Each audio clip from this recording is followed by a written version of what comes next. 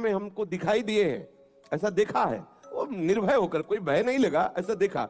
जैसे एक बार सैमसी में जहाँ गुरु आश्रम है, तो वो एक खंडेर था, और हमें खंडेर बहुत प्रिय है शुरू से। ऐसा मतलब बिगड़ेल स्थान, पुराना वृक्ष या ऐसे कोई कुटिया, ऐसे पहले संन्यास मार्ग में ऐसे रहना अच्छा लगता था कि जहाँ जिसका किसी का।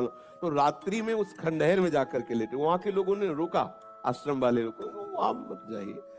हम सोचा आश्रम के कई लोग यहाँ लेटते हैं तो बातचीत करेंगे, इसलिए एकांत।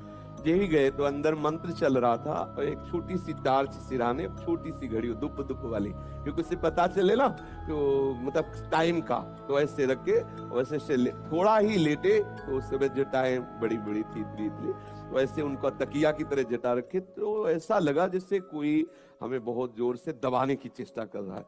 तो ऐसे देखा तो मुझे स्पर्श जैसा भी हुआ कि जैसे कोई कड़ा हाथों में एकदम।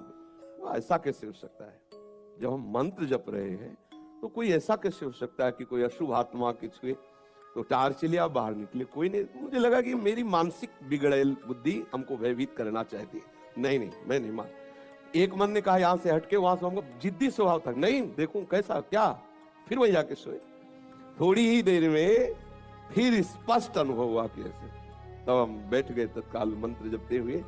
फिर हम कहा अब यहाँ ठीक नहीं है, क्योंकि बार बार विक्षेप डालेगा। मंदिर में गए, उन लोगों से कहा, बोले अब जानते कि वहां है, आप क्यों गए? ऐसा एक बार ऐसा हुआ, 3 बजे हम शौच के लिए कमंडल उठाया, तो जंगल में जाना होता था, कोई शौचालय की ऐसा, वो तो अभी कुछ वर्षों से शौचालय का ऐसी व्यवस्थाएं बनी, नहीं तो ग्रामीण आदि देशों में कहीं शौचालय पूरे नगर में नहीं होती थी, वो तो अभी व्यवस्थाएं हुई। तो कमंडल लेकर शौच के लिए निकले, तो देखा कि गांव के बाहर एक नववधु लोटा लिए शौच के लिए जा रहे। तो हम खड़े हो गए कि ये जिस दिशा को जाए उससे विपरीत दिशा में हम, वो खड़ी हो गई। फिर विचार किया कि हमें लगता है ये यहीं शौच में बैठना चाहती, तो हमने रफ्तार बढ़ाई। जब रफ्तार बढ़ाई तो देखा कुछ दूर आगे जा रहे हैं, तो लगा कि ये तो पीछे खड़ी थी, आगे।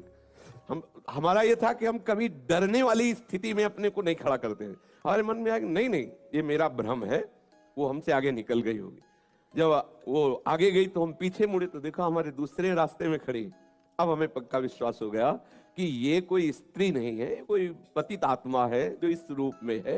तो जोर से भगवान नाम उच्चारण खत्म किया, ना कोई भय और ना वो हमें दोबारा दिखाई दी।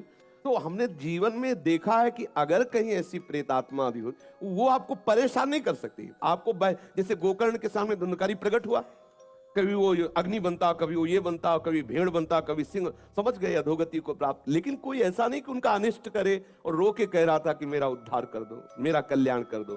तो ये प्रेत आत्माएं भगवत धाम वासी, भगवान नाम जापक वैष्णवों के प्रति अपना कल्याण करने के लिए आती है। किसी को भी कभी घबराना नहीं चाहिए। यदि कभी ऐसी परिस्थिति हो तो उच्च स्वर से नाम कीर्तन करने लगना, विश्वास करना, तुम्हें छू नहीं सकता कोई। ये हम इसलिए सत्ता नहीं मानते। जैसे कभी कोई प्रश्न करता है, कह देते मेरे भगवान ही भूत रूप में आए। ये एक स्थिति है, एक भावना की स्थिति जो सत्य भावना है। वासुदेवा सर्वमिति, तो सब प्रभु ही है, और सच्ची बात सब प्रभु ही है। लेकिन ये जो अगर हम उस स्थिति को नहीं पहुंचे, तो पक्का समझ लो कि अगर प्रेत योनि का कोई भी जीव तुम्हारे सामने आता है और तुम भगवान नाम जप कर रहे हो, तो तुम्हें कभी परास्त नहीं कर सकता। जो कल हमारे पास